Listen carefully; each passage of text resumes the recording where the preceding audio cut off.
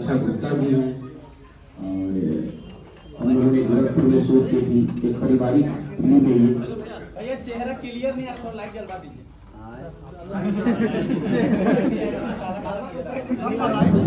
तो पीछे बड़ा तो जो अपन प्रॉब्लम हुई है तारा ने जो खत्म मोबाइल का डिस्टर्ब कर दिया और आगे खेसारी भैया काला दिख रहा है। बेटा चश्मा पूछो। चलिए पूछिए क्या सवाल है। सवाल यही सर कि प्रेम की उच्चारण सर शूट कब हुई थी और कब रिलीज हुई?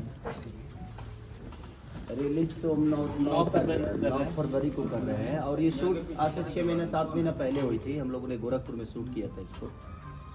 और एक प्यारी फिल्म जैसे कि होता है ना कि आजकल के जनरेशन में मुझे लगता है कि बहुत सारी गैप हो गई है तो संस्कार को लेकर संस्कार थोड़ा सा दूर होते जा रहा है। तो संस्कार के ऊपर एक सिनेमा है कि एक माँ की अहमियत क्या होती है बच्चे के लिए, एक बच्चे की अहमियत माँ के जीवन में क्या होता है, और उसी पे आधारित ये सिनेमा बनी है। हम अपने माँ बाप के बात नहीं मानते हैं तो हमें क्या प्रॉब्लम होती है, मानने के बाद हमें कितनी खुशी मिलती है।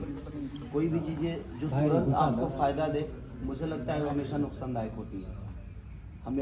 हम कोई नशा करते हैं तो हमें थोड़ा देर के लिए मज़ा तो आता है, लेकिन हमारे शरीर के लिए वो ठीक नहीं। तो दुनिया में किसी भी चीज़ का नशा हो, चाहे वो प्रेम का हो या भक्ति का हो, तो ये सब प्रेम और भक्ति की जो नशा होती है वो बाद में आपको समझ में आती है कि नहीं हम अच्छी दिशा में जा रहे हैं। सर प्रेम की पुजारन आपकी यामिनी सिंह बनी हुई है, लेकिन यामिनी सिंह से अभी कुछ दूरी है, यामिनी सिंह अभी नजर नहीं आ रही है, ऐसा क्यों?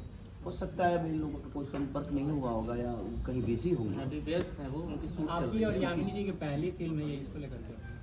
देखिए यामिनी बहुत अच्छी आर्टिस्ट हैं, बहुत अच्छे एक्टर हैं वो, और एज ए पर्सनालिटी भी बहुत प्यारी है वो। उन्होंने बहुत प्यारा काम किया हम लोगों के साथ, हमें कोई दिक्कत उन्होंने नहीं किया। शूट के यामिनी प्रॉपर तरीके से रेडी होकर और अपना काम करके बेहतर तरीके से